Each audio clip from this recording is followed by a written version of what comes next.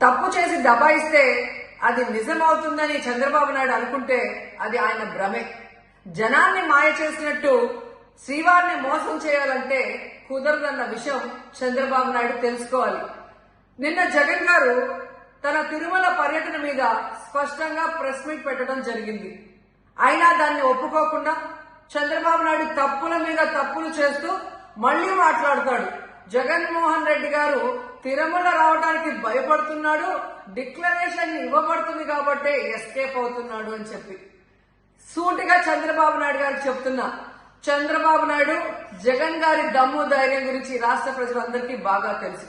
నిన్న కూడా ఆయన భయపడేవాడైతే అంత స్పష్టంగా ప్రెస్ మీట్ పెట్టి ఏ విధంగా తన మతం మానవత్వం, తను ఏ విధంగా బైబిల్ చదువుతారు, బయటకు వచ్చినప్పుడు హిందువుల మనోభిప్రాయాల్ని గౌరవించి గుళ్లకు వచ్చి పూజలు చేస్తారు, అలాగే మసీదులకు వెళ్లి ఎలా పూజలు చేస్తారు, అలాగే సిక్కుల్ని గౌరవించి ఎలా వాళ్ళ పూజలు చేస్తారో చెప్పడం జరిగింది.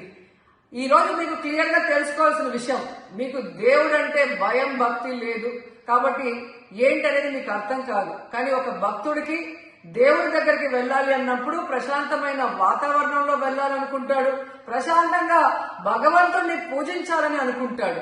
కానీ ఈ రోజు మీరు జగన్మోహన్ రెడ్డి గారు తిరుమలకు వస్తారని అనౌన్స్ చేసిన దగ్గర నుంచి బీజేపీలో కొందరు, జనసేన, తెలుగుదేశం పార్టీ ఎలా అలజడి సృష్టిస్తున్నారో అందరూ కూడా గమనిస్తున్నారు.